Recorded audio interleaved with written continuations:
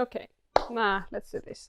I remember something that my friend Maria's husband, Giulio, said to me once. We were sitting in an outdoor cafe having our conversation practice, and he asked me what I thought of Rome. I told him I really loved the place, of course, but somehow knew it was not my city, not where I'd end up living for the rest of my life. There was something about Rome that didn't belong to me, and I couldn't quite figure out what it was. Just as we were talking, a helpful visual aid walked by.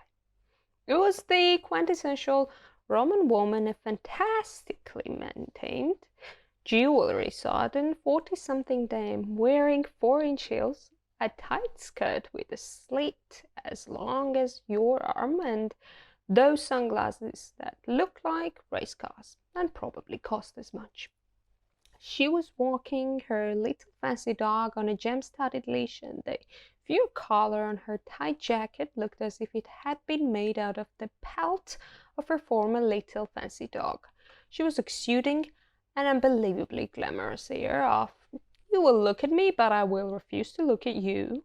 It was hard to imagine she had ever, even for 10 minutes of her life, not worn mascara. This woman was in every way the opposite of me, who dresses in a style my sister refers to as Stevie Nicks goes to yoga class in her pajamas. I pointed that woman out to Giulio, and I said, "See, Giulio, that is a Roman woman. Rome cannot be her city and my city too. Only one of us really belongs in, and I think we both know which one." Giulio said, "Maybe you and Rome just have different words." What do you mean?" he said. "Don't you know that the secret to understand a city and its people is to learn what is the word of the streets?" Then he went on to explain in a mixture of English, Italian, and hand gestures that every city has a single word that defines it, that identifies most people who live there. If you could read people's thoughts as they were passing you on the streets of any given place, you would discover that most of them are thinking the same thought. Whatever the majority thought might be, that is the word of the city. And if your personal word does not match the word of that city, then you don't really belong there. "What's Rome's word?" I asked. "Sex," he announced. "But isn't that a stereotype about Rome?" "No, but surely there are some people in Rome thinking about other things than sex." Giulio insisted. "No, all of them, all day, all they're thinking about is sex." "Even over there at the Vatican?" That's different. The Vatican isn't part of Rome. They have a different word over there. Their word is power."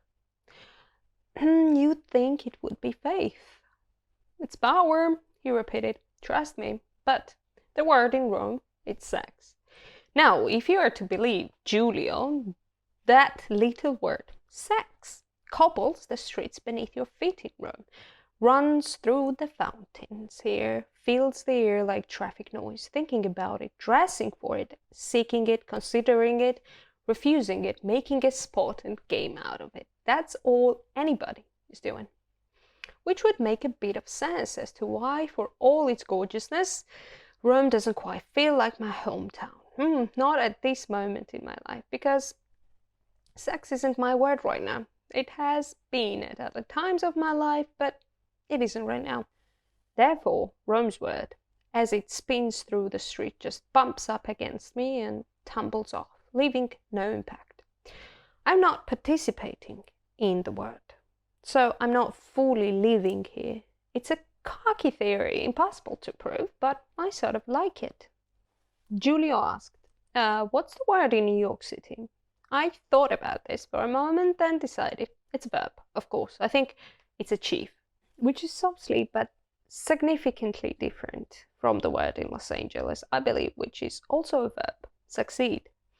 Later, I will share this whole theory with my Swedish friend Sophie, and she will offer her opinion that the word on the streets of Stockholm is conform, which depresses both of us. I asked Giulio, "What's the word in Naples?" He knows the south of Italy well. "Fight," he decides. What was the word in your family when you were growing up? That one was difficult. I was trying to think of a single word that somehow combines both frugal and irreverent, but Julia was already on to the next and most obvious question.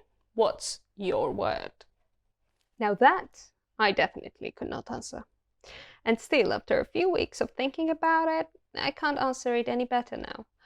I know some words that it definitely isn't. It's not marriage, that's evident. It's not family, though this was the word of the town I'd lived in for a few years with my husband, and since I did not fit with that word, this was a big cause of my suffering. It's not depression anymore. Thank heavens, I'm not concerned that I share Stockholm's word of conform, but I don't feel that I'm entirely inhabiting New York City's achieve anymore either, though that had indeed been my word all throughout my 20s. My word might be sick. Then again, let's be honest, it might just as easily be hide. Over the last months in Italy, my word has largely been pleasure. But that word doesn't match every single part of me, or I would be so eager to get myself to India. My word might be devotion, though this makes me sound like more of a goody-goody than I am and doesn't take into account how much wine I've been drinking. I don't know the answer, and I suppose that's what this year of journey is about, finding my word. But one thing I can say with all assurance, it ain't sex. Anyway, this is it for now. This is it with Elizabeth.